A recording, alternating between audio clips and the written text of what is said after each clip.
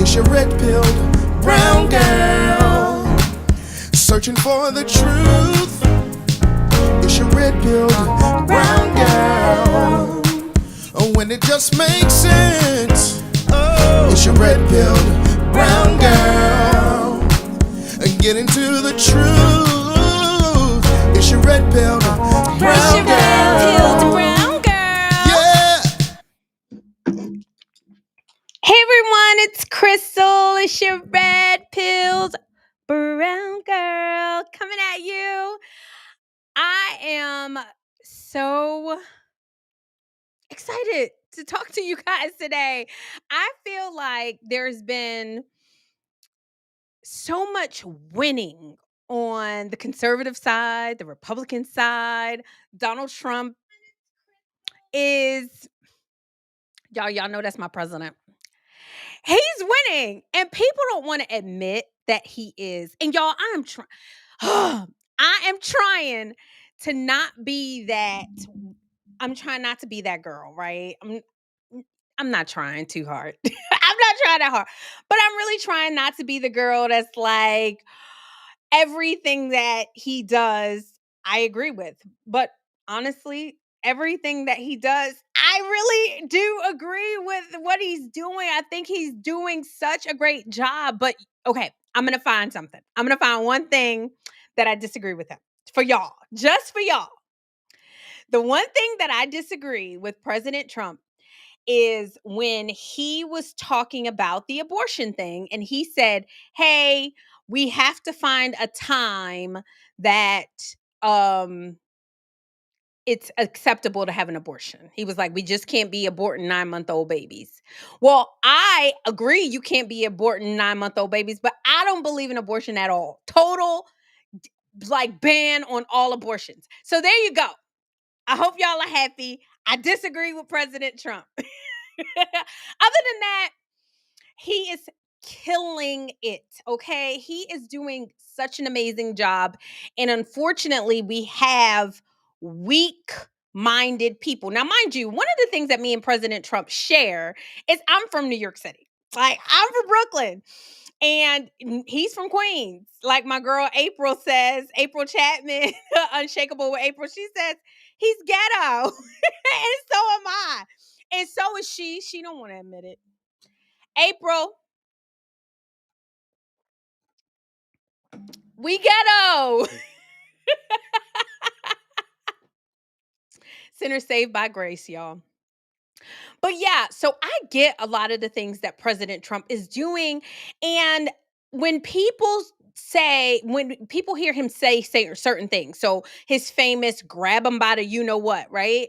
Like what he said was, and I'm gonna clarify for everybody, he said, Powerful men get these young girls to do pretty much anything that they want, and the young girls let them do anything, including grab them by the. Now, I'm not saying that it's right. It's true.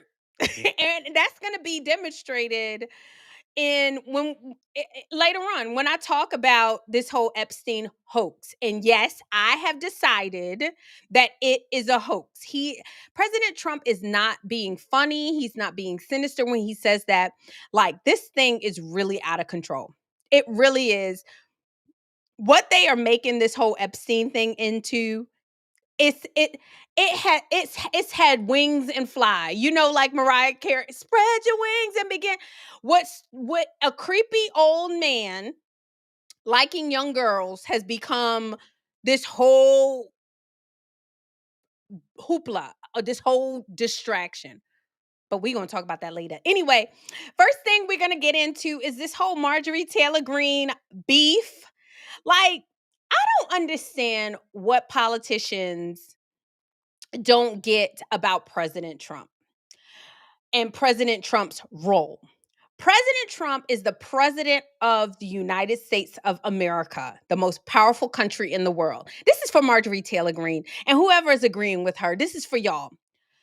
He has to do the most amount of good for the most amount of people. Okay? That's his job, right? I know Marjorie Taylor Greene wants something specifically done for her district in Georgia. Okay. But Marjorie, there are 49 other states and several territories that President Trump has to look out for the best interests. And so she's going on this tour talking about I report to my district and my district, not understanding the way politics work. If you do for the most amount of people, her that will include the most amount of people in her district. And I love that President Trump was trying really hard not to come for her. He was really trying. He was explaining it. People, they were baiting him in the White House, saying, "Hey, what do you say about Marjorie Taylor Greene going after Republicans?" Now, mind you, at this point in time, she was being real fake, y'all. I love President Trump, but I love President Trump, but I'm criticizing what he's doing. I love President Trump, but and y'all, if you have friends like that ain't gonna work. Like, what is with these conservatives and their little half going against this little dry snitch? Like, I'm not telling what actually happened, or I'm not gonna say what I really think. Oh, I love this person, or oh, I actually agree with this person, but like that's not gonna fly. It's not, okay? It's very weak, it's very disloyal. Democrats don't do that. But she kept trying to go and like I disagree with the big beautiful bill. I disagree with Mike Johnson, but I love President Trump. And he was really trying to handle her very delicately. I think he has a lot of respect for her, myself included. I loved Marjorie Taylor Greene with the ED on it. I loved did her. Like I did. I felt like she was a fighter. I felt like she got it. I felt like she was tough to combat all the uh stuff that she was going through, just being herself in this party and being MAGA at the time that she was being MAGA. Like it was tough, and I will forever give her credit for it. However, she is not being tough when it matters. Like it matters now. And I'm not saying that it didn't matter when President Trump was, getting elected and she was being tough and she was campaigning for him. She was one of his most supporters. Like she would go off in Congress for the conservative movement, for the MAGA movement. But for some reason, every time he's in office, she plays this. I don't know if y'all remember, but she was kind of like playing this early when he um before he even got elected. Like you could tell that she wasn't getting enough attention. Or when the last speaker of the house, Kevin McCarthy, when she felt like Mike Johnson wasn't giving her enough respect like Kevin McCarthy did, and stuff like that, she would start going rogue. Like she would just start going rogue. Well, I believe that she felt like President Trump owed her a little bit more loyalty because she campaigned for him. And maybe, like President Trump said, he wasn't answering her phone calls and he wasn't giving her the time that she wanted. And I think it caused her to go a little bit rogue. I really, really do. And that to me is just a sign of weakness, because here we are as conservatives, and I call myself a Trumplican because some of the Republicans, I don't know about them, but like here we are winning, okay? We are winning so good right now. And the time for her to be strong is now. The time for her to get allies is now. The time for us to just completely take over and do the best good for the most amount of people is now. And she's worried about stupid stuff like she's not getting enough attention. She's talking about the Epstein files. She's talking about illegal immigration and how, we need to keep, like she's literally um she what's the word I want to what's the word I want to like it's like sabotage. She's literally sabotaging herself. She's sabotaging a party, and I think it's really for attention. And I was talking to someone, and I really think it's just women being in office, not understanding what conquering means, not understanding that yes, you do have to wheel and deal and garner support. She is playing a team sport. Congress is a team sport, and she's going out there and just kind of going rogue, acting like, oh, I'm standing up for America, and I'm not going against my party, I'm not going against President Trump, but I'm saying these kind of things, and that's not going to fly. And so President Trump disavowed her. He did. He said he can't support her. He's probably going to find some another person to support, and they're going to primary her. Now, whether or not I believe that she's going to get reelected, I think she will. I think there's enough weak Republicans especially in her district. Her district loves her. So whether or not she'll lose her seat, I don't know. I hope she finds a way to learn how to do this whole game of politics, because going on The View just ain't it. And then the way she went on The View, you guys, I'm going to share with you guys a few clips, because I'm really concerned that she thinks that Republicans are stupid. She thinks that everybody is stupid, and she's talking and they're like grilling her. And the way she came at Jasmine Crockett, like she could have used some of that. You remember how she came at Jasmine Crockett? Hold on, you guys. You remember how she came at Jasmine Crockett? She could have used some of that on The View. Even Kim Klacik gave Sunny Hostin and Joy Behar a little snaz, a little snapback.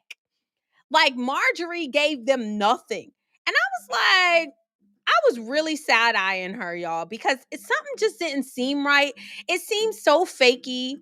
But let's take a look.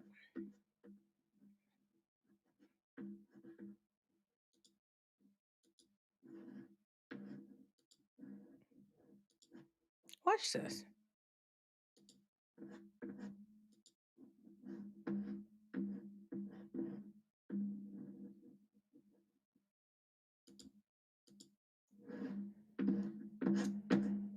Here we go.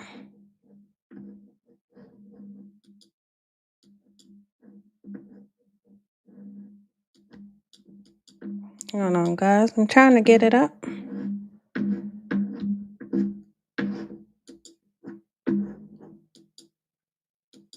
Oh God, this clip. This clip won't let me be great, y'all.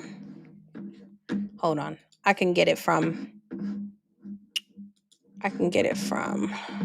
YouTube.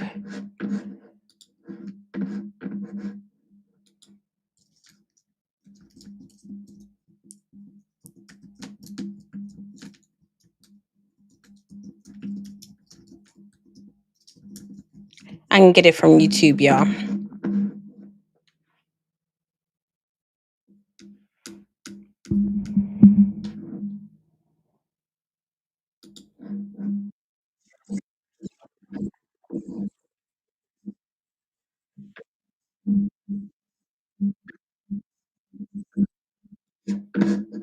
Hold on. She's up, y'all. Give me one sec. And so in this clip I'm about to show y'all.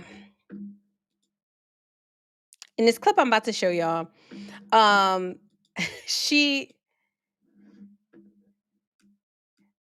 ain't give Sunny Hostin no mouth, y'all. No mouth. Let's see.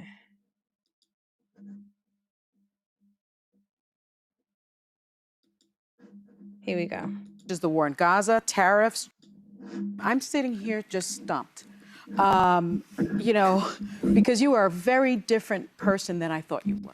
Well, you've only seen me in clips and headlines, and that's not fair. And that's true. Now, you've broken from the Republican Party on a number of issues, including, besides the shutdown, such as the war in Gaza, tariffs, Trump's desire to expand AI, foreign aid.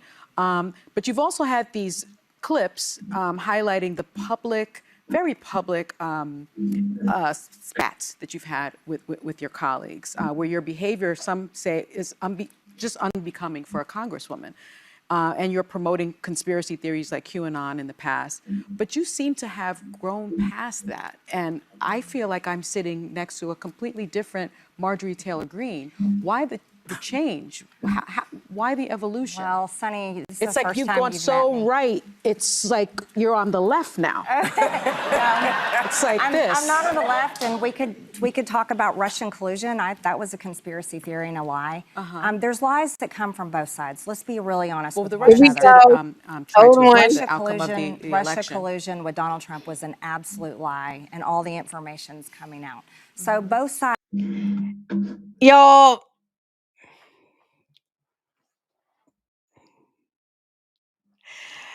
I'm with Sonny. I was stunned. Who are we watching? There's lies on both sides. The on both sides is so corny, y'all. Ain't nobody lying and making up lies about the other side the way the left makes about Republicans. It's just not happening. Honestly, I wish it would happen. Sometimes I'm like, why don't y'all just make it up? I remember covering Dan Cox here in Maryland, and he was just so honest. He was so honest and so on board. And when he answered, I told y'all I'm a little hood, right? I used to be like, Dan, just lie. He wouldn't do it. He would not do it. It's like, so her even saying that is fakey. Like her saying there's lies on both sides. They're really not. It's really not. And then she's like, the Russian collusion was a hoax. It's come out now. Like, Marjorie, you got all this mouth for everybody else. You talking about Mike Johnson, you going in. And look how you acting. With Sonny Hostin, who is basically in your face accusing you of something. Sides have had their lies, but here's where I'm at. All of this two-party fighting, you guys, you are all victims of the political industrial complex. And it's built on fundraising and fighting and toxic just garbage. And that exists all over social media, but that's not going to solve our problems in this country. Would you say you don't believe in the QAnon conspiracies anymore? Oh, I went over that a long time ago. I mean, So you've changed? Well, no, I haven't changed. I was a victim, just like you were, of media lies and stuff you read on social media. You all have attacked me many times on this show. Because of things that you read about me. That weren't true. Or clips we've seen. Or clips you've seen the Jewish that space took me out of lasers. context. What was that about? No, but Wait, hold not up. even true. Let's take a second. Yeah, it's been I'm rebuffed. getting the. You see, they went to break. Hold on, it's not going so good. It's not going so good. First of all, I think that for her to sit there and take that from Sonny, like that ain't even Marjorie Taylor. So I'm with Sonny. Marjorie, you changed, sis, because she's sitting there saying, oh, we have talked about you. We had like she's just kind of like condescending, like this kind of condescending kind of tone. And Marjorie is just taking it up the rear, making excuses, saying that they are victims of the political industrial complex. Sis, don't try to you're not President Trump. I'm sorry, you can't make your own thing. You just got to say it the way that President Trump says it. Fake news. And you're not a victim of it because you knew it was happening. You knew it was happening. You knew that these people have sat up here and lied. They are part of it. You are sitting talking to people who sold their souls to the political industrial complex. And then you're making excuses for them saying that they're victims? Are we doing that? Is that what we're doing, Marjorie? And how in the world does she think that conservatives can respect that? How could President Trump even trust her? Like this is so frustrating when I saw her not push back on them, not give them the business. Like, and mind you, she's complimenting herself saying, "Oh, we're sitting and talking as ladies." They don't talk as ladies. They lie. They insult. They make up things. They race card everything. And for her to be a sitting member of Congress and not give it back to them after they've been giving it to her for years, it just really gives like prom queen. She wants to be popular. It's really like weak. It really is. And that's what President Trump said, like these weak politicians. They're just so weak. So President Trump, okay, so let's talk about President Trump. So President Trump obviously said she has lost her way, and she has. Like, she has. There's no other way to put it. Let me show you what. And you know, Caitlin Collins, she's going to ask about it. She's going to ask about it. Here we go.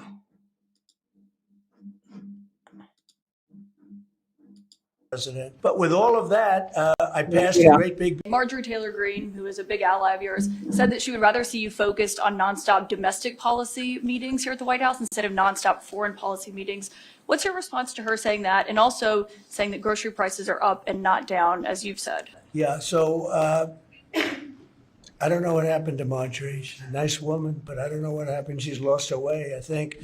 But I have to view the presidency as a worldwide situation, not locally. I mean, we could have a world that's on fire where wars come to our shores very easily if you had a bad president. But with all of that, I passed a great big beautiful bill, which is the biggest tax cuts in the history of our country. So when somebody like Marjorie Taylor Greene, who's now catering to the other side, I don't know what, I guess she's, got some kind of an act going, but I'm surprised at her.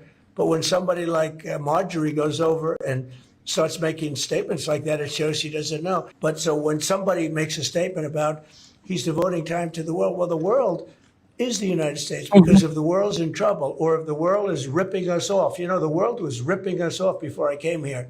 Europe was getting massive tariffs. They were sending us 9-10 million cars a year. We were sending them none. They were not taking our agriculture. We were taking massive amounts of their. It was so unfair. Yeah. Now we have a deal where $950 billion is coming into the United States because of me and because of tariffs. It's so true. I love how he said the United States is the world. I love my president. Y'all, nothing can make me hate this man.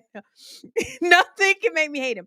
So what he's basically saying is that I have to focus on the business side of the United States.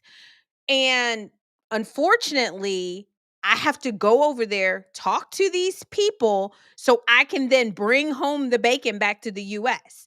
And I am focused on them when I'm going and bringing home 900 billion, whatever. And she doesn't know politics if she doesn't understand that.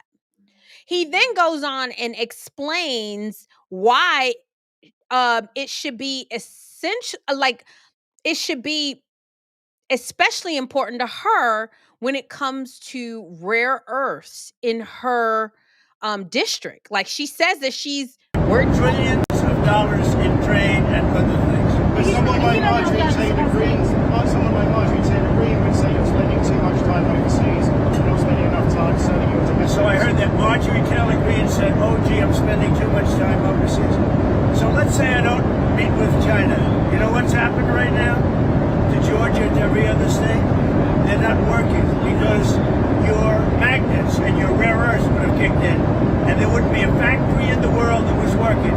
If I didn't have a relationship overseas with China, with Japan, with South Korea, with all of them, Malaysia, I went to Malaysia, but visited many more countries than that. If we didn't do that, if we just stayed right here, you wouldn't right now have no factory anywhere in the world that would be working because of rare earth with China. Not only that, we made a deal with China. We take in billions and billions of dollars. We made Hold on. So that's very, very important what he said, you guys. He said the magnets that all these factories work and need to be able to work. So this is like the steel and the just any kind of factory has machinery and hardware that they need, and the rare earths that China has is why we're able to operate. And anybody that's saying that he shouldn't go over and negotiate that, they were going to pull their rare earths from us, or they were going to not sell to us, or they were upset about the tariffs and all of these things that Trump is trying to negotiate with them. A lot of times you have to do this stuff face to face. You can't necessarily do it over the phone, or do it via email, like Sky Mail, WhatsApp, whatever. He's a business person, so he's like, okay, I need China to understand what I need from them, and I want them to win too. Let me go and see them face to face. Let me feel their energy. Let them feel my energy. Let them see I want the best for them, but I also want the best for my country. Let me sit side by side. Let me sit across from them. And for Marjorie Taylor Greene to act like that's not important for him to do, and he should somehow be focused on her district, just shows how female leadership is sometimes narcissistic. And we're going to talk about that too later when we talk about our former first lady. But yeah, it's like, oh, you're not worried about us, Dad, after you brought $900 billion over here and negotiating rare earths over there in China. You're not worried about us. Look at us, Dad. It's just really bad. And I hate that President Trump even has to deal with this. I know he's probably really annoyed, because he's like, and he even goes on to say, you think I want to fly 22 hours? Watch what he says. a deal with Japan. We take in billions of dollars. We made a deal with South Korea. We're taking in billions and billions of dollars. If I would stay home, none of that would be happening. And by the way, I stay home 98% of the time. The last thing I want to do is travel 22 hours in an airplane, as nice as this plane is. So, Marjorie Taylor Greene is not anyway. I mean, she is a very different thinking than I have. Something happened to her over the last period of a month or two where she changed, I think, politically. I think that her constituents aren't going to be happy. Already, I have people calling me. They want to challenge her to a race in her district in Georgia. And, that's too bad. She's lost a wonderful conservative reputation. But when she says, don't go overseas, if I didn't go overseas, we might be in a war right now with China. Yeah. Yeah. And I think that he has, like, I think he has a point when he says she lost a very wonderful conservative reputation. I mean, every the Democrats didn't like her, but pretty much all conservatives believe that she had what was best for America at heart. But she's kind of showing her cards and showing her naivete, that she is allowing this situation to somehow discredit all the good work that President Trump has done. And then she went on to say, oh, he stopped talking to me when I asked him about the Jeffrey Epstein file. Like, ma'am, ma'am, I wish you had all that smoke for the Biden administration when the Jeffrey Epstein files was there. Why couldn't you subpoena Congress then? Like, I just kind of feel like it's just not helpful. It's not helpful what she's doing. It's so disloyal. And President Trump already has to deal with the daggers in his back from everybody else. Like, Why should he have to endure it from Marjorie Taylor Greene? Let's keep going. On nuclear testing, sir. Are you receiving any meetings about We're going to have nuclear testing because other people test. We have other countries that test. We have more nuclear weapons than any other country. I'm the one that renovated them and built some, and I hated to do it, but I had no choice because they have it. We have more. Russia's second, and China is a distant third, but within 4 or 5 years, they're going to be up with us. What I would like to do is I would like to go denuclearization. In other words, where we have a meeting primarily of the top 3 to cut back on. Yeah, and so he's basically saying, and I love that he's y'all, he may not say it the way that we want him to say it, but I feel like I learned so much talking to him because he's so smart. He understands business. This is what he does. And he's basically saying, I have to have these conversations with these people in front of them. I have to make them comfortable, so I go to them. Trying to get them to come here and it being on my turf, I'm not going to really get the response that I need. I need them to know that I want them to work with I want to work with them. So I'm going to go see them. That's a business type thought. I mean, there are some people that he flies in. I mean, these people come and see him, but in order to get them to know that, hey, it's even playing field and I want to work with you, I'm not trying to handle you and be dishonest with you. I'm going to go over and see you. That is admirable. And I love that he did that. There was this girl who I just thought it was so great. Oh my God, let me find her. And she said, we haven't had leadership in so long that we don't know what it looks like. We really don't. We haven't seen leadership in so long that we honestly have no clue what it looks like. We have no clue. Let me see if I can find that clip.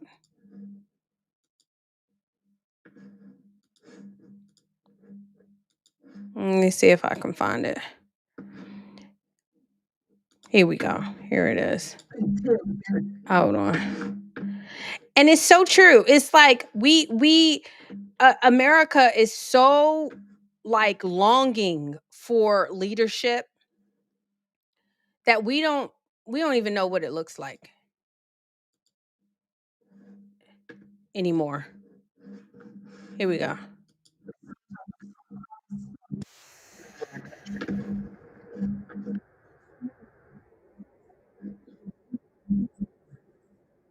Hold on.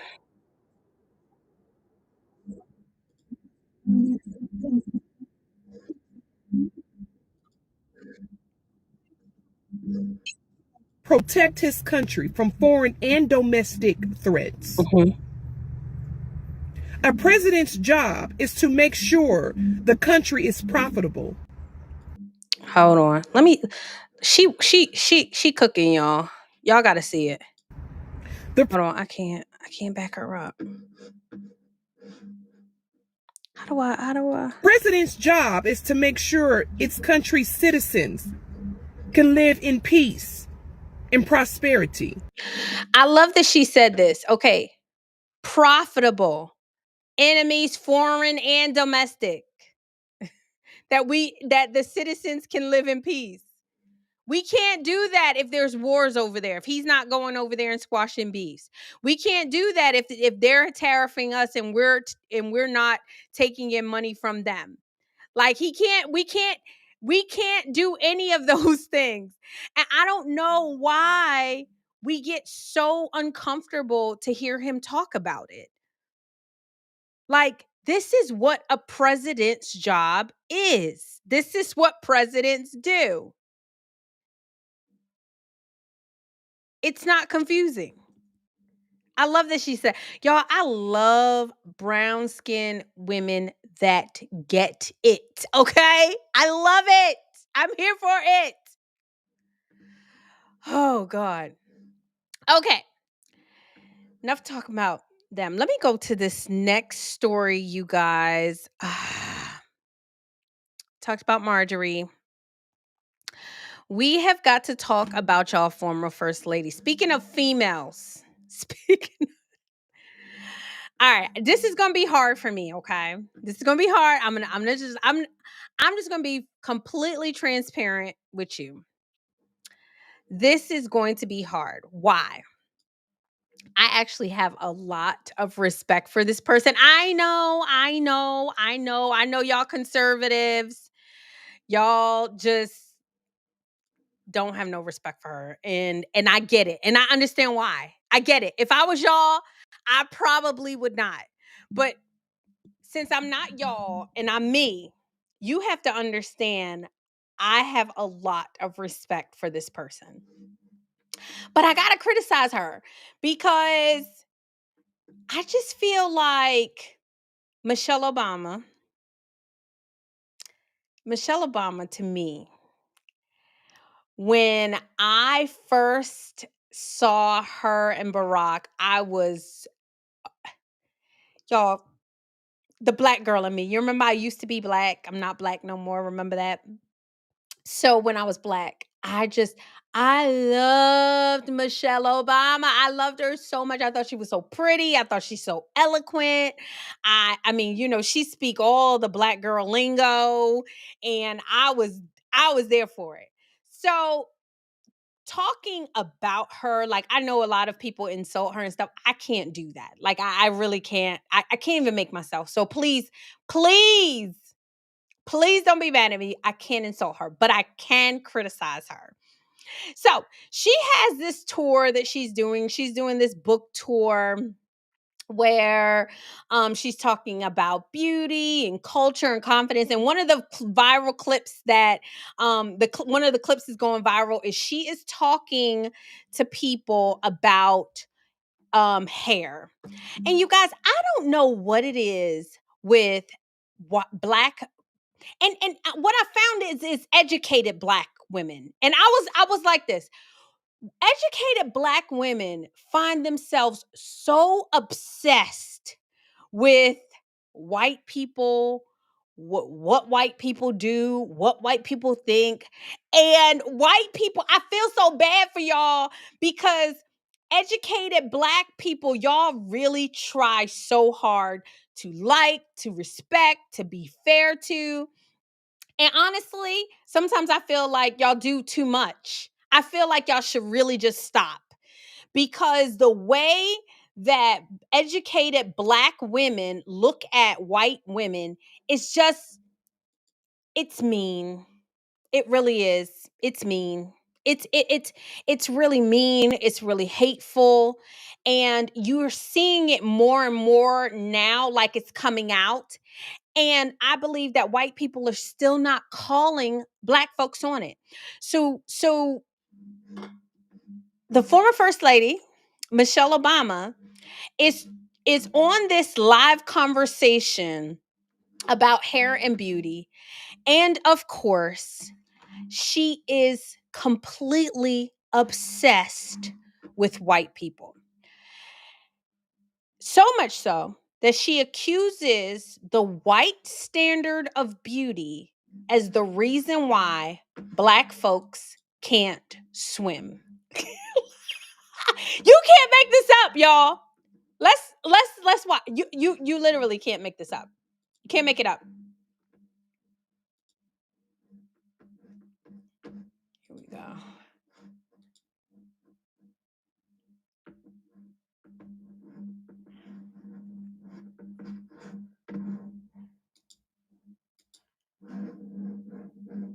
Here we go.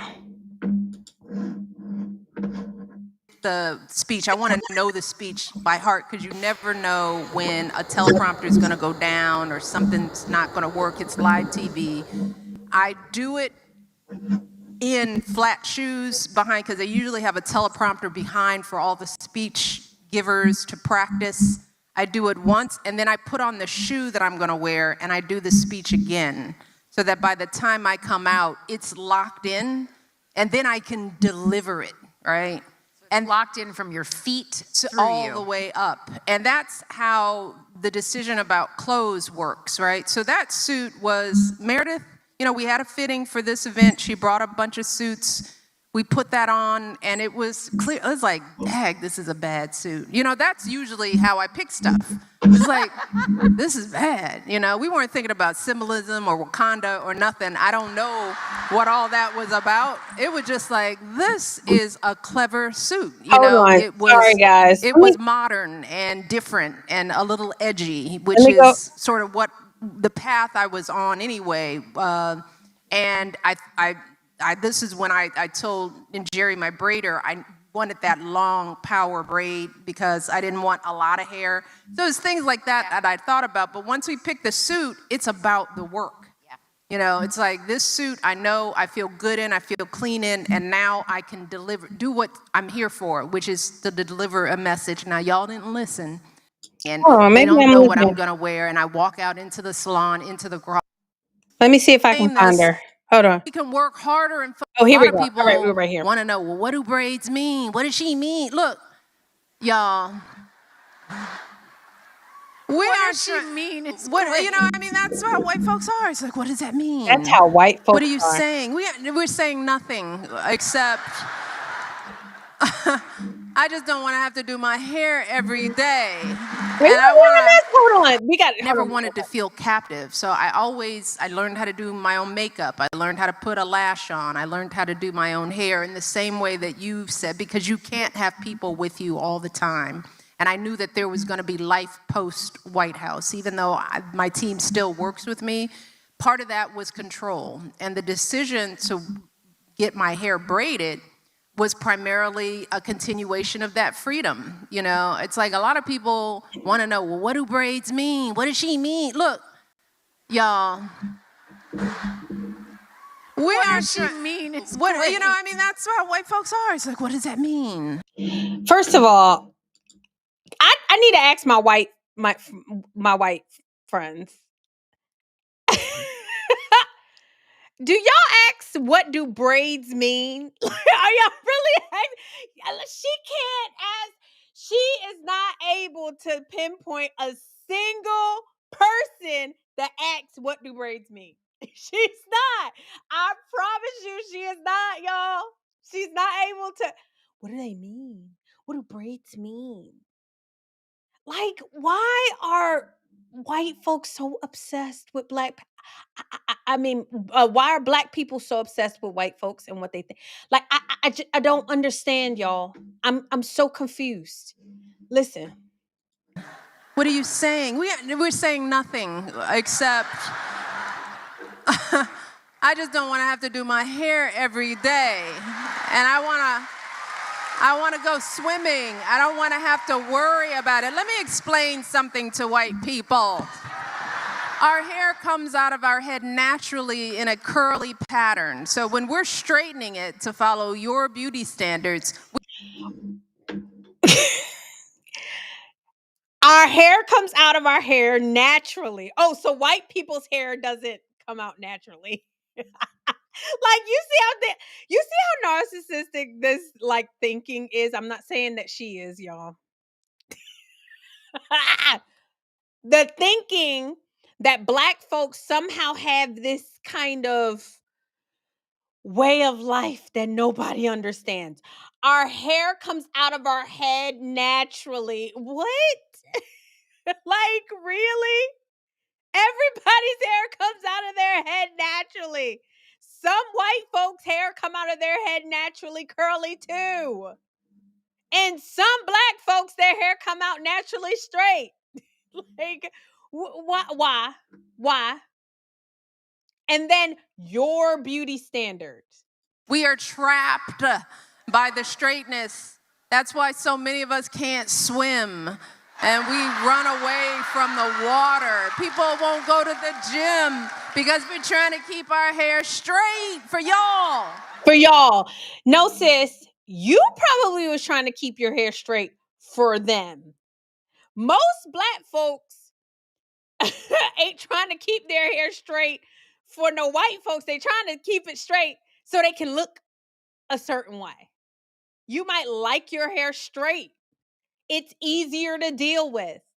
Everybody, black folks, white folks, everybody does their hair, grooms their hair in order to meet a professional standard.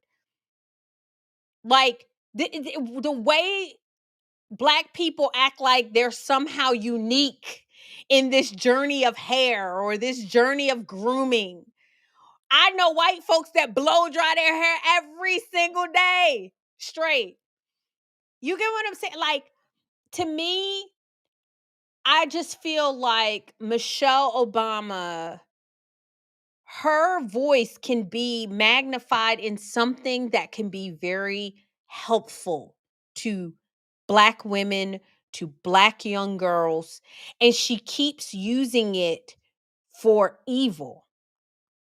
And I say evil because she was the one that spoke to Zaya, uh your boys, um transgender daughter. Like, she was the one that was saying that she was an inspiration. Michelle Obama keeps using her platform or her voice just for evil. Like, you mean to tell me there's not some wonderful things that she can impart in African American young girls?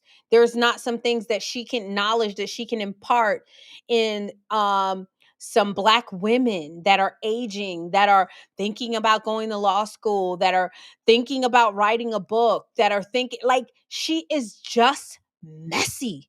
She lives up to her sister girl reputation. She really does. And I hate that for her, because what she doesn't realize is us sister girls, we don't want that from her. We want professional. We want smart. We don't want you giving this ghetto mess. It's not cool. It's not cool at all. And so I don't know. Like, I just kind of feel like they women like her, and it's not just her. Like, I meet a lot of Black women that act like their beauty experience is just way different than any other gender. I mean, that than any other demographic. White women, they have beauty issues too. You know what I'm saying? Like, white women, they blow dry, they do this, they do that. Like, they got some serious grooming stuff going on too. And if they were to say that, you say, "Oh, you don't understand." It's so sad. It really, really is sad. And I don't like that from her. And now I understand why they say, like, Barack and Michelle were like the most divisive. They were so divisive. It was just, and I hate even talking about it. Like, you guys, I really do. Let me look at some of your comments, you guys. I'm so sorry. I wasn't even looking at the comments. Okay. All right. Oh, look at April. Look at Donna. Hey, Sissy. Hey, Jason. Oh my God. Oh God, April, she does. I didn't like it. I didn't like her dress, April. I did not like that woman's dress. And she kept saying, "Oh yeah, my stylist styled me and it's a cape." I hated it. Oh, you talking about hated it? I hated it. Oh, Marissa Mack. I know April, right? Oh my gosh. Y'all, I gotta talk. I gotta get into these Black women and how dishonest they are. I'm sorry, y'all. Just bear with me. Marissa, I'm about to go in. Michelle Obama um could be the reason why Michelle Obama is the leader of the Black girls is because they can watch somebody like her lie through her teeth, complain, and no one holds her accountable. So Tracy Ellis Ross is not holding her accountable at all. I was watching this whole Epstein thing go on, and they're talking to survivors. So now all the survivors are coming out. Marjorie Taylor Greene is saying, "What about the survivors? Survivors." Y'all, so they have this survivor. Her name is Lisa Phillips, okay? Lisa Phillips is a model. She's, like maybe she's 50. I'm not sure how old she is. Beautiful girl. I'm pretty sure when she was 20, she was gorgeous. And she is coming out as like the voice of the Epstein survivors, y'all. And I am trying so hard to give these people the benefit of the doubt. I really am. Why? Because if you are of a certain age, yes, and you grew up in a certain demographic, so I'm 42, most likely you have survived some kind of abuse, right? Most of us have gone through something, whether it be a family member, whether it be friends of family, an uncle, whoever. You have survived something sketchy, right? And with that being said, I am in no way trying to minimize this Epstein thing. But I have to be honest because I see what's happening, and Black folks are always going to be on the front page of the dishonesty train. They just are. If you can find a way to if there is something that is dishonest that's going on, you can almost guarantee you that there's going to be a Black person nearby. You can always guarantee it. And so I'm watching this whole Epstein conversation, and I am trying, you guys. I am trying. Just like with the whole surviving R. Kelly, just like with the Diddy. Well, no, I didn't. I already knew Cassie was a jump off, and I already knew she was fake. So no, I didn't. I didn't. I didn't. Not with Cassie, not with Cassandra Ventura. I knew that one. But with the surviving R. Kelly, I was trying to give it the benefit of the doubt. With the Cosby, I was trying to give it the benefit of the doubt. Um, Same thing with this Epstein thing. And when President Trump said the Epstein hoax, I have come to the conclusion, doing my little itty bitty research, that it is just that, a hoax. This survivor, I want you to hear her on this show. So she's going on this tour, and she went on this morning show where she starts to talk about the years of abuse that she survived. And then I'm going to show you where she went on the Shade Room. I'm just going to show you a brief example of her going on this show. And then I'm going to show you her going on the Shade Room, okay? And why this is important. Look at this.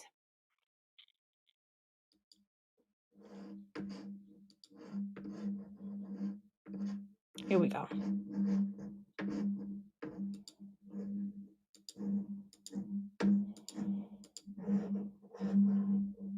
Island. Yeah. The boat came the next day, and I, rushed as quick as I could, got on the boat, and we left. Right. And then what happened next? When was your next dealing again with Epstein? Did you speak on the phone? What happened, and how did you try and process that? Well, I didn't want anything to do with that man. Right. Yep. I went back to New York, continued on with my career. Now I have a different feeling about myself because, when you go through something like that, it's you put a lot of blame on yourself. Of course. So that started happening. And then his secretaries would call me profusely. They would call me almost every day, wanting me to go back and meet with him. And at the time, I didn't understand. I understand now. Yeah. But back then, I didn't understand why. And so maybe a few months passed, and then he called me. And that's when he said, I remember your big goal that you told me on the island, and that you wanted to become a model with a particular modeling agency. That was always my big dream. And he said, I know the owner, and I told her about you, and so I agreed. Yeah. And I was thinking, okay, well, maybe he's not so bad. Maybe he's not a bad guy. Maybe he wants to make up for what he did to me. Oh, so this guy apparently abused her on the island, and he wants to make up for it. So maybe he's not that bad by giving me a Ford model connect. And I'm watching the white lady and the white man, and they're like this. Oh my gosh.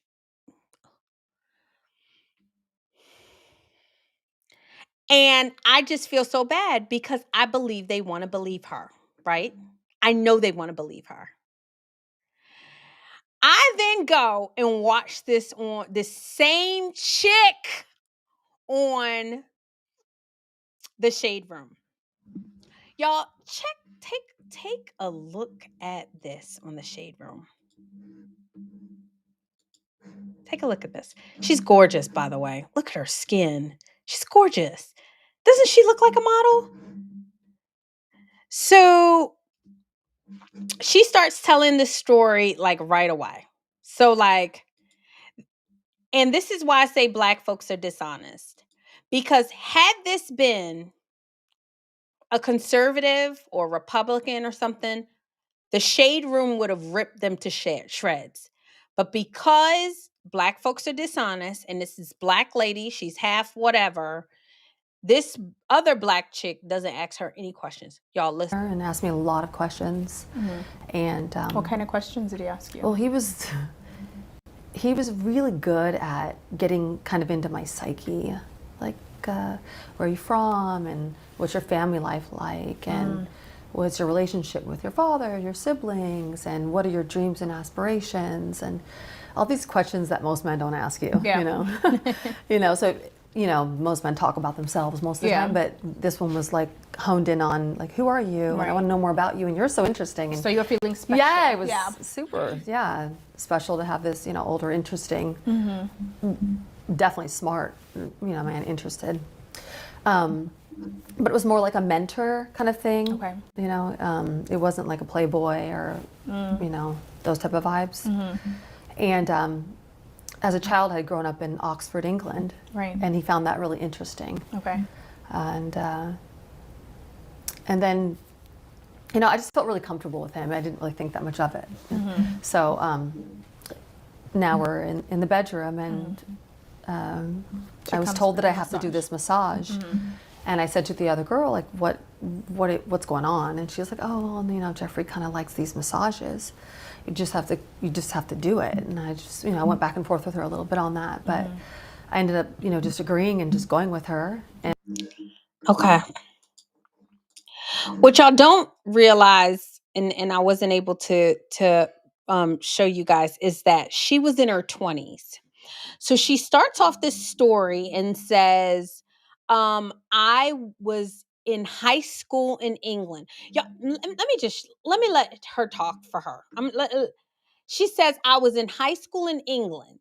So if you are not paying attention, you will think she's a high school girl. And I think that that's how they try to play it, right? And so this girl in the Shade Room is asking her these questions, and I know if if she's smart, she is thinking, "You're like grown. You're like grown. What? Let's just watch, y'all." And I left that room and walked over to his room. Okay. And we opened the door, we walked in, and he was naked on a massage table and, face down. And What did you think at that moment when you walk into this room and you see him naked on the massage table? Like, what goes through your mind? I was just like, oh, Yeah. like, what are we doing here? Yeah. You're laughing. Everything was really odd, but I didn't feel in any danger. I just thought, okay, maybe I have to do this creepy massage. Like, it hadn't shifted yet. Okay. I'm sorry, guys. I'm really trying. Did you see her laugh? She laughed. I'm thinking, oh shit. Oh shit. If this was something that was traumatizing for her and she's reliving this quote unquote abuse, her laughing and her after a man was accused of sexually abusing young girls and lost his life, killed himself allegedly. They're sitting on a couch kikiing it up. So it was an actual massage. Okay. And, with real massage techniques. So it did start off as a massage. Okay. And then things shifted. And he went a little dark with the way that he was speaking to me and her, and asked weird questions, like, do you have a boyfriend? And, While you're are you giving the having massage? Yes, like Weird questions like, do you have a boyfriend? Y'all, if you are trying to do with somebody and you're trying to get with them and they're massaging you, look at this. I love when it does that. They're massaging you and you say, do you have a boyfriend? Is that weird? He just want to know what he working with. That's not weird at all. She's making it weird. It just went really dark. Accountability is like kryptonite. Yes, April, facts. Facts. Marissa, lost for words. Yes. Lost for words. Matthew, thank you for the super chat. Thank you for the $10 super chat. He said, oh my gosh. Look at this. Y'all, let's keep going. Let's keep going. I'll try not to interrupt, but y'all, it's making me mad. It's making my blood boil. weird stuff, And I was at my early 20s. I wasn't a teenager, but I was in my early 20s, off the plane from Belgium. Like I wasn't really aware of these types of things. How old was she, y'all? I gotta turn my chair like Tasha K, y'all.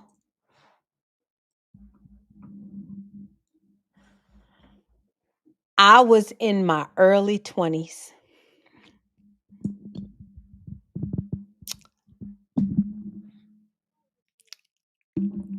I was in my early 20s when I was made to give a man a massage so I can get all the things that I wanted to.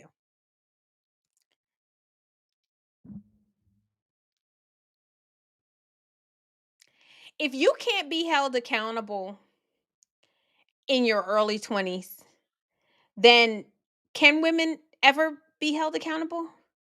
Can they? And y'all, this should be on every news channel. And they're sitting up here talking about this girl like she is a victim. A victim of what? In your early 20s, you wanted what he could give you, and you gave him the massage, and you did whatever you had to do. You were not a victim. I'm sorry, Cassie.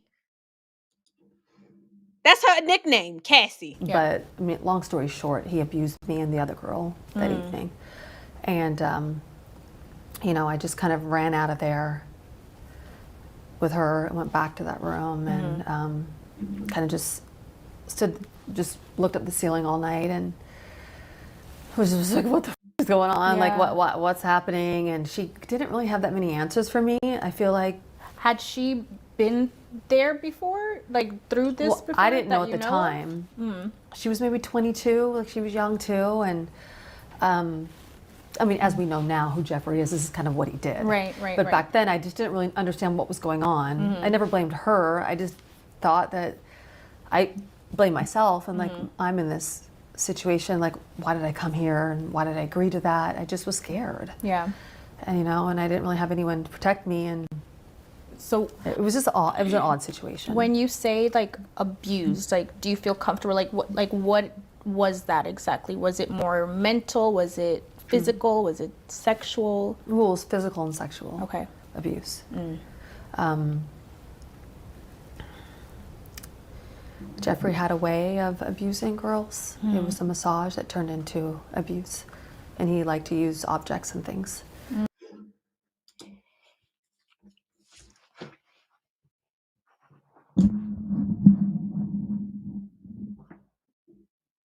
Y'all, I'm trying. I want to jack both of them up, y'all. How is this woman in the shade room letting this go down like this. Not once did she say, but y'all was 22 years old. Y'all was 21 and 22. Like, not once did she say that. And then they go on to say Jeffrey had a way, meaning he didn't even have actual intercourse with them. Jeffrey has a way of abusing girls with objects. Now y'all understand that this is a hoax. Hopefully we understand that this is a hoax. So when y'all can back up off my president, when he say it's a hoax, y'all can put some respect on it. This woman is talking as a 22, 21-year-old who's getting jobs and being on the island and everything else. She's talking like she's a victim. Go watch the whole thing. Go watch the whole thing. But we got to watch a few more minutes of this, Marissa. Marissa, we got to watch a few more minutes, April. A lot of people aren't aware that these serial predators obviously aren't having sex with hundreds of girls. Right. You know, and they have to protect themselves as well. So it's not always penetrative things. So it's other things that they'll do. And are you aware of Larry Nassar, the medical doctor for the gymnast? Right, the gymnast, right? yeah. Very eerily, because I have a podcast as well, I was interviewing others. Like, Did y'all hear her say not always penetrative? So I'm trying, y'all. He didn't even actually have intercourse with her. He didn't even actually have intercourse. Like, this should be everywhere. This should be everywhere. I'm not saying that Epstein was not a creep, y'all. I'm not saying that. I'm not saying that he was not inappropriate. What I'm saying is at what point do women have to take accountability for themselves? I don't have anything to give Mr. Epstein but my body. But I want what Mr. Epstein has. So, in exchange, I take my body and I give to him so he can give me what he wants. That's what I want. That's the way it's always been, sis. And I'm sorry your mama never told you. I'm sorry if your daddy never told you, but you ain't going on nobody's island. You're not going on anybody's plane, anybody's jet just because they think you're nice. And she don't believe that. She does not believe that. And she continued to go back. And she continued to go back. And she continued to go back. And what I believe wholeheartedly, you guys, wholeheartedly, is that this is another Me Too kind of movement. Like, oh, all these girls are coming out saying Me Too, Me Too, Me Too, Me Too. And honestly, they were with it the whole time. They were. We're not talking about 8, 9, 10-year-old girls, y'all. We're not talking about little girls. We're talking about 20-year-old grown women. We're talking about 21-year-old grown women making decisions about their careers and their bodies and somehow feeling buyer's remorse, and you want us to feel bad for you. Sis, you need to walk it off. Whatever memories you need to try and not remember, that's between you and God. But I'm not going to be emotional that you gave your body, you gave your time and attention to somebody in exchange for the things that that person could offer you. And you want people to be emotional about it. I just can't. Why? Because I know too many people that didn't go to the island when they were invited and they wanted the Ford modeling career and they did not take it because they didn't want to give their bodies up. That person, being me, walked out of the music business, walked out from a record deal because I didn't want to continue to abuse my body. So I'm not interested in girls who get what they want and then years later somehow feel bad about it and then get even more money. Let's listen to her talk about her payout. Let's listen to it. Her payout. She actually starts to talk about her payout. And my problem with sister girl over here, don't ask, didn't challenge her at all. And it's so disturbing. It's so disturbing.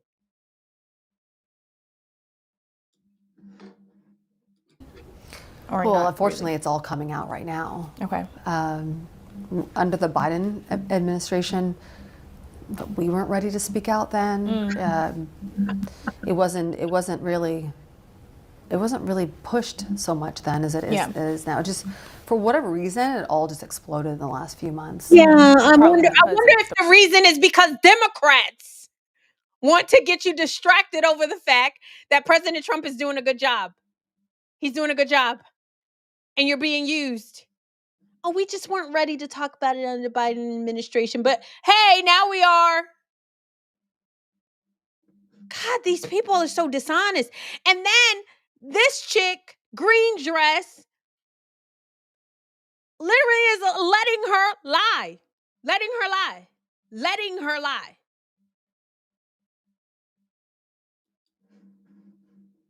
Change laws and advocate for bills and do this podcast and have a place where survivors could come and speak and share their stories and own their power again. To me, that's really what I focus on, believe it or not, much more than the justice side of things.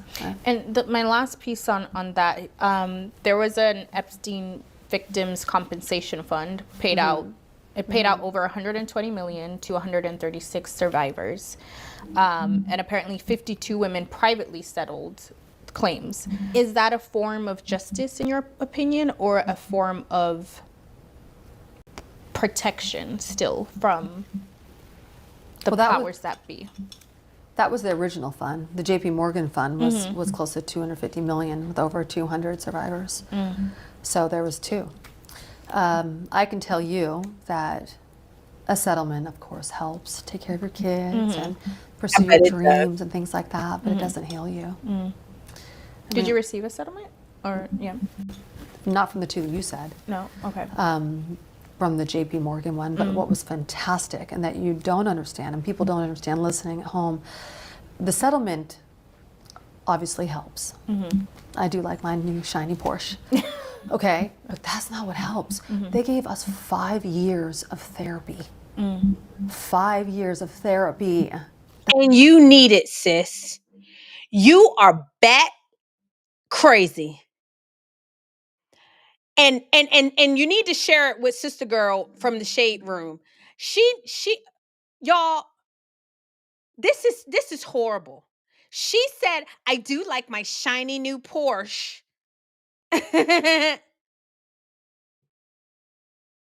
Like, is this like, am I watching? Y'all help me out. Am I watching what I'm watching? And for girlfriend to be sitting up there listening to her say, I like my shiny new Porsche, but I got therapy. That's what I really needed. You do, because you're sick in the head. This entire interview, she was literally talking about she had a boyfriend that didn't want to hear about it. First of all, I don't know any man that will want to hear that his girlfriend got compromised herself to get where she wants to go. Like, nobody wants to hear that. Nobody wants to hear that. And she's like garnering, y'all should see the comments. The comments that acting like she is Mary, mother of Jesus. They are like, oh my God, you're so strong. You're so brave. You're so brave.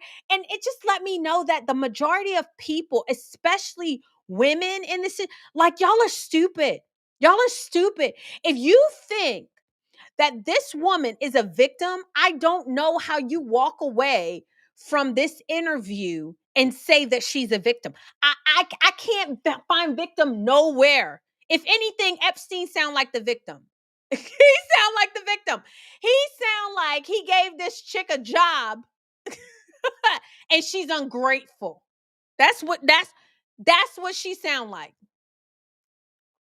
You were 22 years old. I'm sorry. I do not feel bad at all.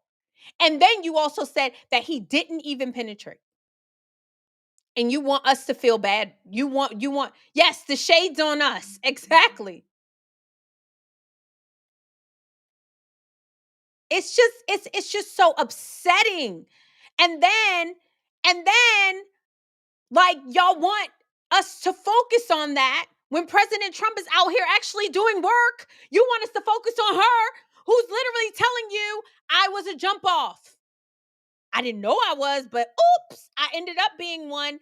And instead of me saying, hey, I never want to have anything to do with this person, I took his phone call because I wanted that job. This is what's happening. This is a hoax.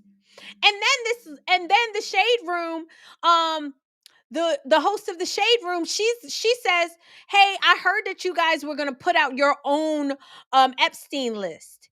And homegirl goes on and says, oh, well, it's not our responsibility to put out the list. It's not our responsibility. Yo, what? Hold on, let me go back and find that clip. Explain it the way that I have seen it, or that I've been told how it happened to me and other girls that were involved in this web. So obviously at the time you didn't even understand yourself. Epstein sent you doesn't mean that person's aware of it. They have people that are handling their appointments. And to these young girls, their experience when they were young girls. And a lot of them were really dark. Girl, bye. Well, we're grown women now, and we do have the power to make changes. Maybe not to hold these particular men accountable, but it angers me that there's only a woman in jail. It's right here. That we are, trying to create change and make things happen. But we're not the ones that are going to stand there and read off some list. Hold on. List. I mean, there were people who were benefiting. She said there's no list. We're aware of the facts. And Jeffrey recorded everything. There's flight logs. There's mounds of information out there, and they know. So we get really upset why they're keeping it so much of a dark secret. It's upsetting to us. What's the current status of you guys' list? Like, is there a reason you haven't published it yet? Well, that's the thing. A lot of people think that I was going to say, or other people have stepped up and said they were going to release this list. I mean, I don't know if there was a client list. I mean, there were people who were benefiting. Y'all, did y'all hear that? I don't know if there was a client list. What my president say? What my president has said? What he has said? What did he have said? He said it was a what? It was a hoax. Here, sister girl is literally saying, I don't know if there was a client list. Y'all, and nobody is playing this. Nobody is playing this. And profiting off of Epstein. And the FBI and the government has all the information. It's not my job or these survivors' job to stand up there and read off a list of men. I mean, it's never going to happen. So what I was saying was I was talking to survivors out there that you don't have to be ashamed anymore, and you can own your story, and you can speak out, you can join us, we can get more powerful together, and we can start pushing for things to happen. We do have things in store that we are, trying to create change and make things happen, but we're not the ones that are going to stand there and read off some list. We're just not going to do that. So, I think people got very confused about that. No, we're not confused, sis. I took it as that, if you're not going to release the list, we're going to release, our own list with what we know. Politics is theatrics, really. And it's like, you want to with us, like we back. Yeah. Politics is theatrics. And the shade room, because I told y'all black women are dishonest. This woman should be ripping her to shreds. This should be going viral. Sister girl with the braids missed her viral moment, okay? Because if she had been like, so y'all said y'all gonna release a list, but y'all not gonna release the list, but you're waiting on the government to release the list, but y'all have the list, but then there's no list. That's what should have been her response. She missed her golden moment. But I told you, black people are in lockstep with the Democrat Party. They are in lockstep with the popularity contest. And this woman is lying through her teeth. This grown woman who was grown when she did what she did with Epstein, and then comes out and says, oh, politics is theatrics. And Shade Room sis didn't say, hold on, what do you mean it's theatrics? Because this is our lives. I mean, a man went to jail. A man died and killed himself allegedly in prison because of this. And now you're saying it's theatrics? You know she would have said that if she was conservative. You know she would have said it if it was a Trump supporter. Do you see y'all, they just need to back up off my president, because I can't find everything that, like, anything that, I'm trying to find my word, y'all. Anything that he's saying, you can almost take it to the bank. And when he say it's a hoax, it's a hoax. I don't believe, unfortunately, that there's a list. I do believe that there are very powerful men that have garnished a lot of power, money, respect, whatever, and young girls want to be attached to them. And they use their power to get young girls to be interested in them. First of all, what good is being a millionaire or a billionaire if you can't get the girls you want to get? I mean, I'm serious. I know y'all not ready for that conversation. But most men, their whole goal is to become rich and famous so they can get any girl they want. And they get young girls. Look at Hugh Hefner. Look at Playboy Mansion. He was like 80 with these 20-year-old girls. That's what they do. This is what they do. And you want me to be emotional because it's some political ploy. Jeffrey Epstein is only being used to distract you from the fact that President Trump is doing a good job, that the economy is getting better, that the big, beautiful bill is going to be passed, that we are going to be profitable as a nation very, very soon.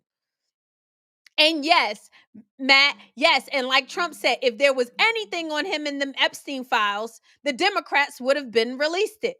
But unfortunately, it's probably nothing on anybody in those files. The fact that Bill Clinton likes young girls, Monica Lewinsky. The fact that Prince Andrew likes young girls, whoop-de-doo, big whoop, big whoop, big whoopity-doo. Rich, powerful men want young girls. Wow. I had no idea. Like, these people are annoying. And then black people are so dishonest because the shade room should have called her onto the carpet, okay? Let's talk, Miss Phillips, Miss Lisa Phillips, let's talk. Oh, but she's not a Republican, so I guess you don't have to do that.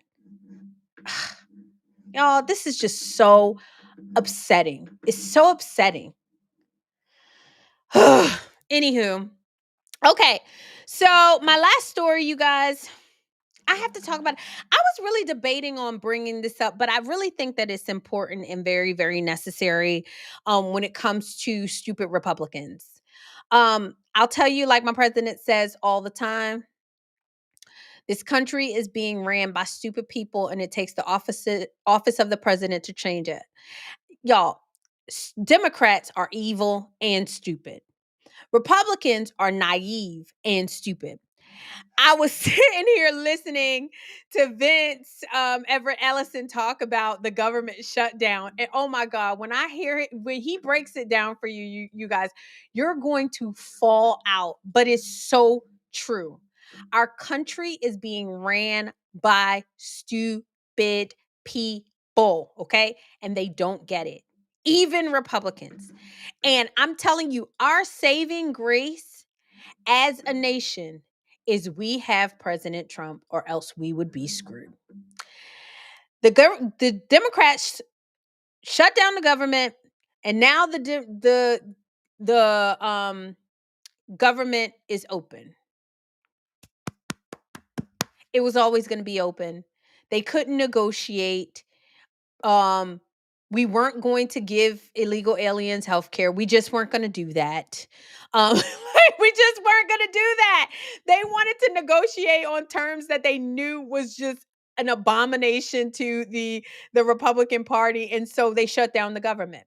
And instead of the Democrats being on the mat like they should have been, the Republicans ended up being on the mat. And Vince Everett Ellison puts it so plainly, y'all. Y'all have to watch this. You're going to fall out. I love this man. Has come out and he's told the country of Nigeria, we hear that you are allowing Islamic terrorists to kill. Wrong one. Here we go. This is the one.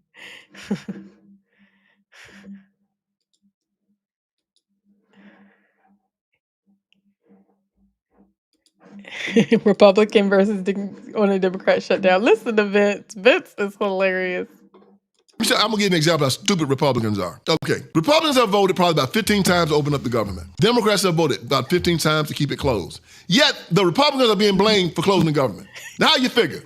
You know why? Because they want to get up there and talk about CRs, voting for the thing 3 times before it, and this time voting against it. Want to talk about why Chuck Schumer is doing it. Nobody want to hear that, man. You're supposed to get in the mic and say this very simply. Hey, today the Republicans voted to open up the government, and the Democrats voted to keep it closed. End of story. Binary. Tell every stupid Republican up there to say the same thing when somebody puts a microphone in their face. We voted today to open up the government, but the illegal immigrants told the Democrats to keep it closed, and the Democrats care more about illegal immigrants than they do the American people, and walk off. Next day, the Republicans and I voted to open up the government today. We voted to open it. We voted to open it. The Democrats voted to keep it closed because the illegal immigrants told them to do it because they want another $1 trillion. Next day, we voted to open up the government today. Say it all day long. After a while, the American people are going to start saying it. We, the Republican Party, voted to open up the government today, and the Democratic Party voted to keep it closed. You've heard me say them suckers can't sell $1 for 50 cents. I told you the Democratic Party has to be the evilest party in the history of the world, and the Republican Party got to be the stupidest. The Republican Party can't give money away. Yeah. They cannot give you school choice, which is equivalent to about $20,000 a year to educate your child the way you want to. They can't even sell that. So, you got yourself a party that one that's evil and insane, and one that's just flat out stupid. You had a governor named Abigail Spanberger who got the black Christian vote and admitted that she believed in 9-month abortion, admitted that she believed in castrating little boys, calling them little girls, gonna let the public education system groom your children. I'm gonna give you an example. Y'all, let the church say amen. I don't know. Y'all, okay. So I be trying not to talk about the Republicans because I'm a new Republican. I'm a 2020 Republican. So I've been Republican 5 years. But I tell people I'm a Trumplican, okay? Really. I am a Trump supporter. Because I know he's smart and I know he knows what he's doing.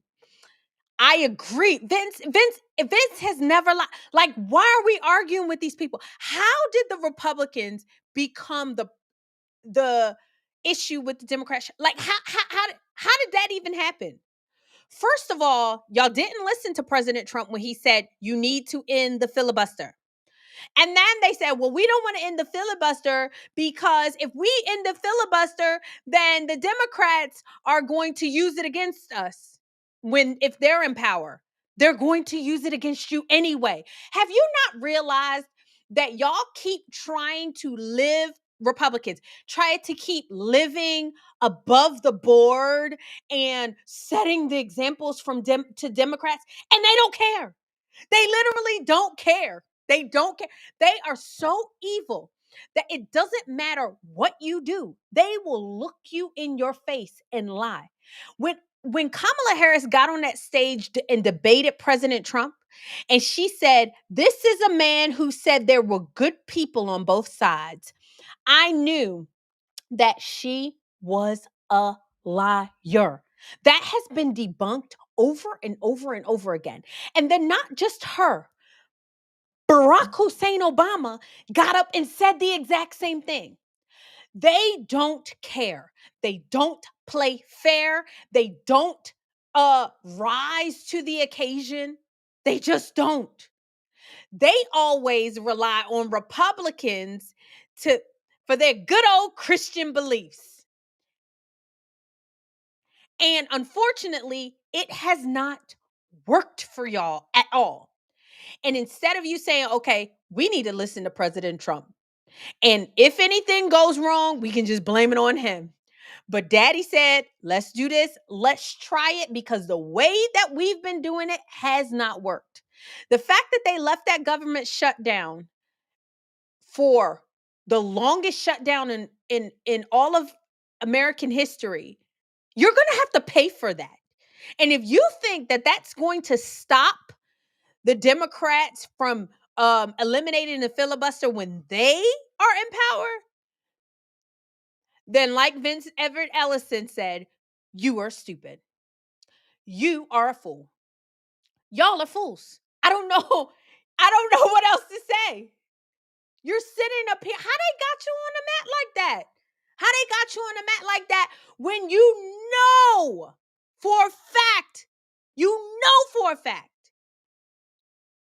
that everybody knows that they're the reason that the government shut down. Yes, Barry Soetoro got a whole different name. It's questionable whether or not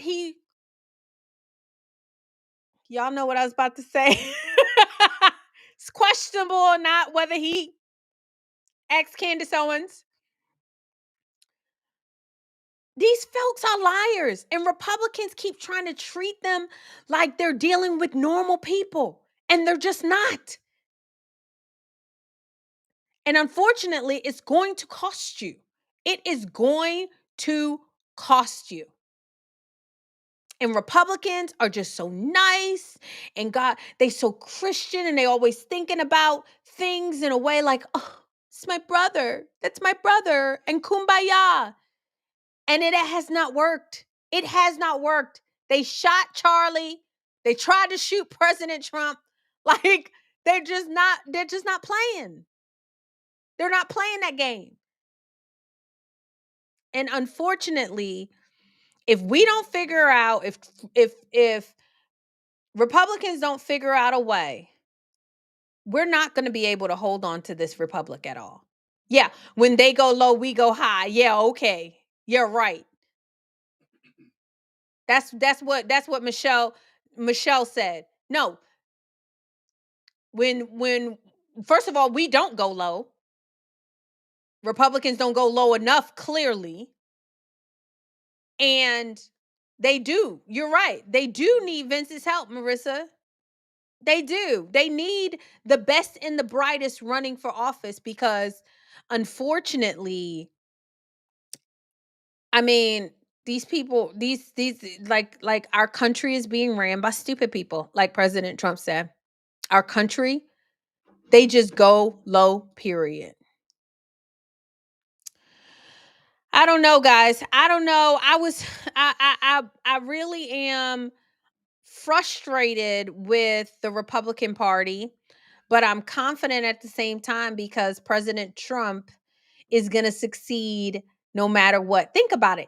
In his first term, they literally tried to impeach him every single year that he was president, and he still managed to get gas down to $1 and something and change.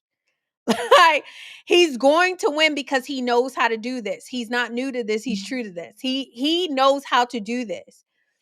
But imagine how much winning we would be able to do if we didn't have to deal with stupid people like Massey, like Thomas Massey being a distraction, but at least he's always a distraction. But dealing with Marjorie Taylor Greene and her like whining and crying, she's not getting enough attention. Like if we didn't have to deal with that, y'all, we would be able to turn this country around so fast. Another thing that Vince said that I loved so much, let me put Vince back up there, is school choice. Like we should be able to be getting school choice. We should be able to get all the things that we want done.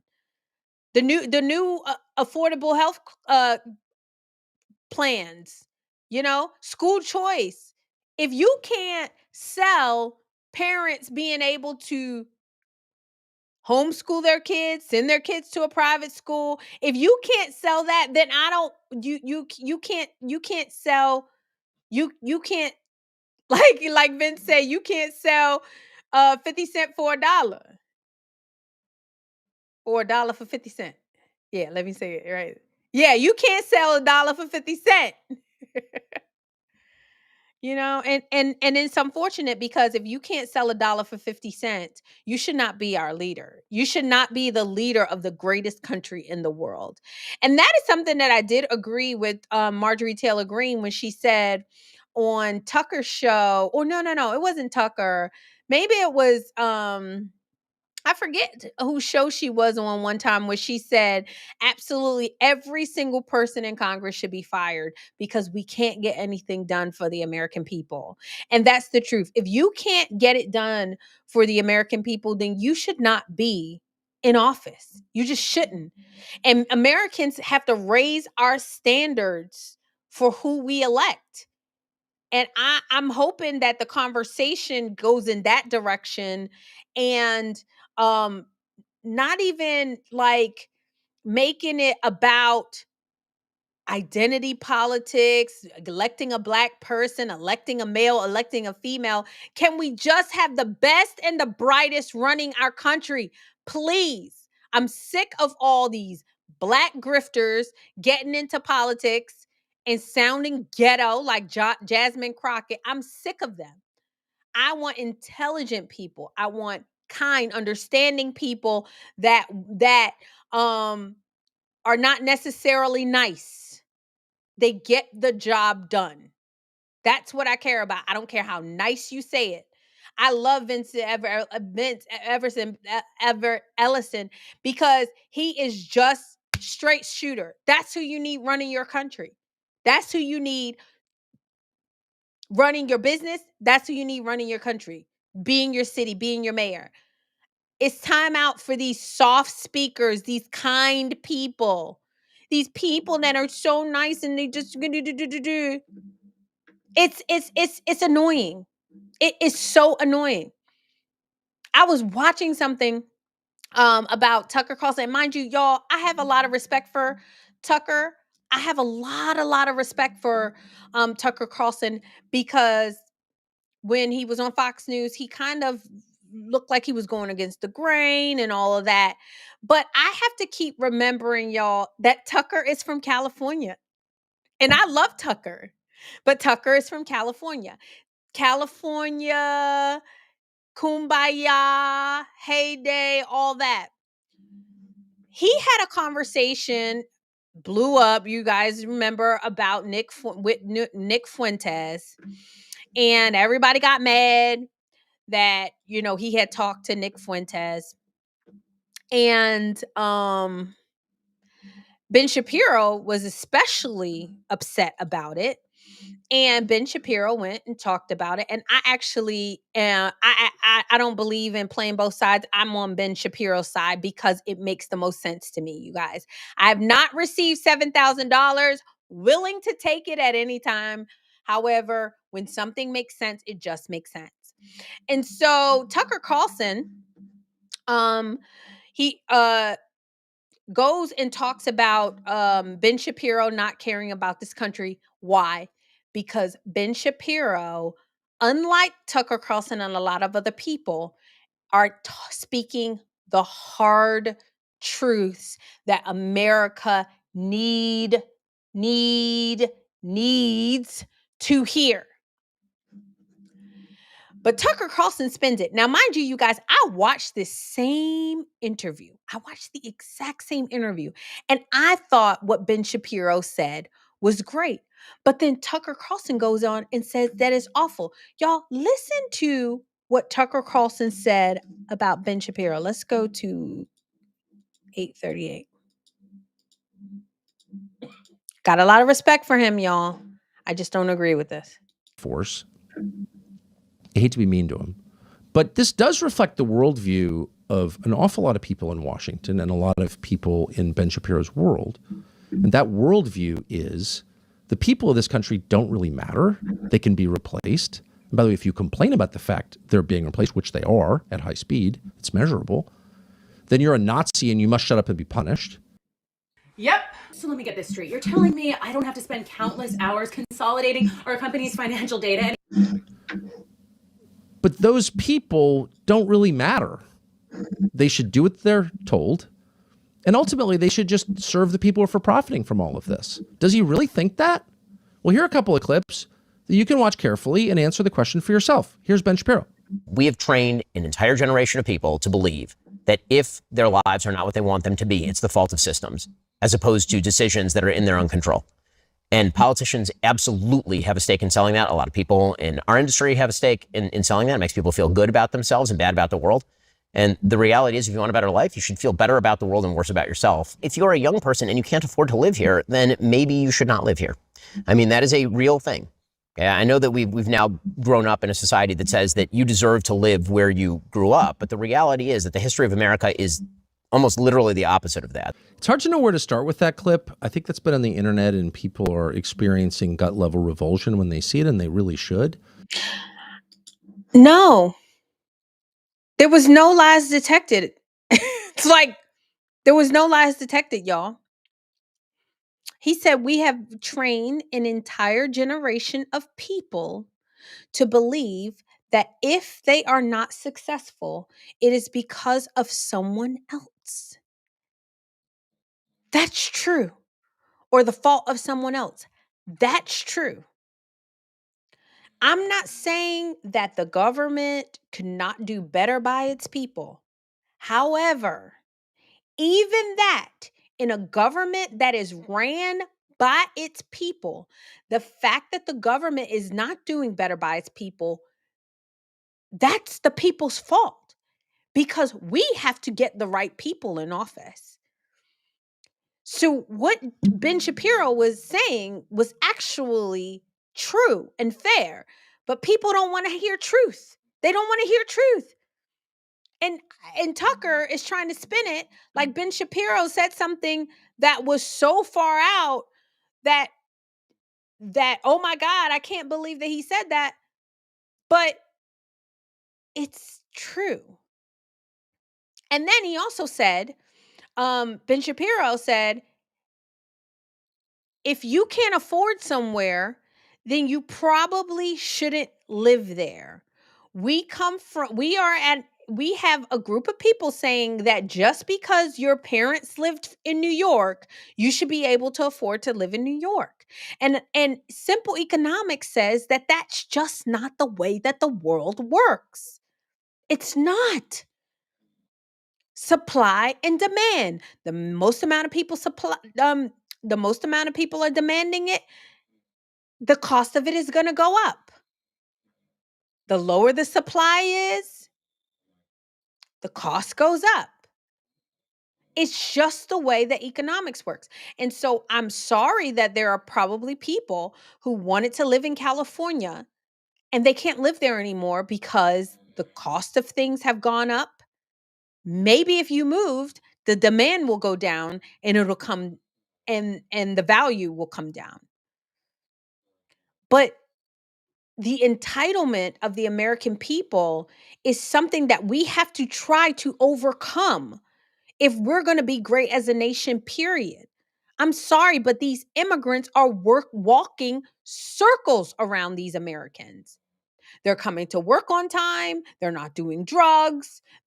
And American business owners are held by the balls because it's like you want to hire Americans, but Americans are so entitled and they don't want to come to work. So what do? You hire an immigrant, but you don't. It's not that you don't. This is not personal. This is not personal. Americans, and I love America, and I'm an American through and through. I didn't like it when Vivek said it because he's not American. When President Trump says it, it makes sense. We have got to get better. We've got to get better talent. We've got to build things. We got to make things. Americans have become super, super entitled. And that is a conversation that Ben should be able to have and should be able to say. And no, it's not being mean and distasteful and disdain. Look at what Tucker says. And there's so many ways to approach that. There's so many things wrong with those statements. So there's nothing wrong. Childish, those statements. So lacking an understanding of people or any connection really to the country at all. But really what you see underneath all of that is contempt for the people who live here. You have no right to live in the town where you were born just because your parents are buried there. Your ancestors built the town. Who do you think you are? Imagine feeling that way about someone in your own country. You don't have a right to live in the town that you're born if your parents didn't leave you a house there. Whose fault is it? Is the government supposed to demand that you get a house in the place that you were born? Or are you supposed to, as an adult, living in a country that is you're free to do whatever you want? You can gracefully bow out and move somewhere else. You don't have a right to live in the town that you were born. I don't have a right. It doesn't work like that in America. It'd be nice, but housing prices go up. I choose to get a different job. If I choose to be a teacher paying me $30,000 a year, then maybe I can afford to live in New York City.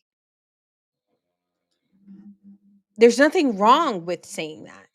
But Tucker and these other Candace and these Nick Fuentes, they live in this like idealistic type. They're not setting their kids up for success at all. Imagine having that level of contempt for a fellow American. You don't even know anything about the person. It's young people. They're not entitled to live where they want. They'll live where BlackRock tells them they can live. It's like, whoa. If you had a thought like that, I've had some ugly thoughts. I just admitted having some ugly thoughts. Boy, I would try and push it back and not express it. Ben says it without any embarrassment because he means it. Yes. And he says it without any embarrassment, Tucker, because it's true. And honestly, I have to ask myself sometimes that, do you guys want to hear the truth, or do you want to continue to have itchy ears? Because I can tell you, the person who truly loves you is the person who tells you the truth, not the person who sits up there and patronizes you. Americans are having their lunch money taken, and we are not fighting back with skills. We're not fighting back with savings. We're not fighting back with anything. We're just laying down and getting kicked and being stupid. And you want the government to solve your problems. It's not going to work. First of all, it's not going to work because you're not even voting in the correct government. You're not even voting in people that care about you.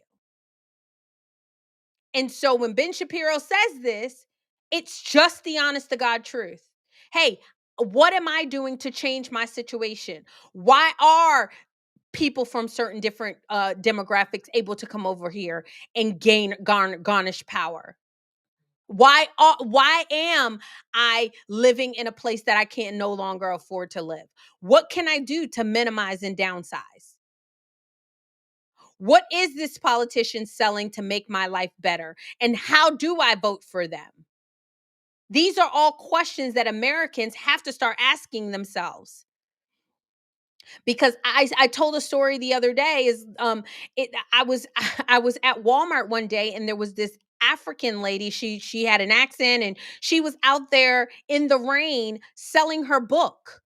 And I was like, it's raining, lady. And she was like, do you want to buy my book? Do you want to buy my back? And as annoying as it was, I was like, wow. I said, my kids are screwed if they're having to compete with these people who are hustlers.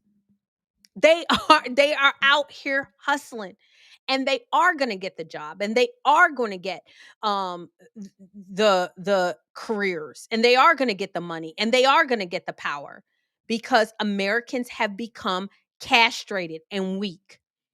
And I'm sorry, Tucker, but we need to hear the truth. We don't need you saying, "Oh, well, Ben must be have so much contempt." Who cares?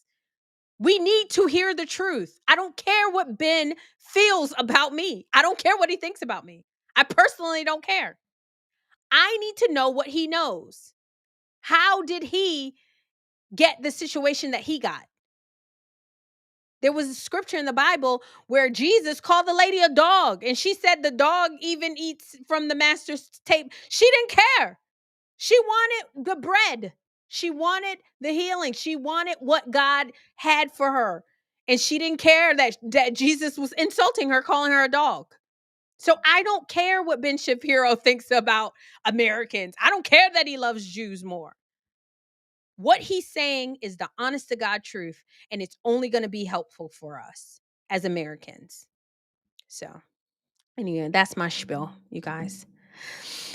Well, anywho, thank you guys for hanging in there with me. I know I went long today, y'all. I had a few things on my mind that I wanted to talk about. Plus, I got to get the watch hours up.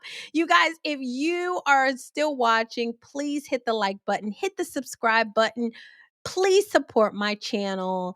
And oh God, it would just mean so much to me if you would share this with someone, especially the things, about my president. I'm going to support my president. Anywho, you guys, good night, everyone. Thank you so much again for watching. And until next time, peace.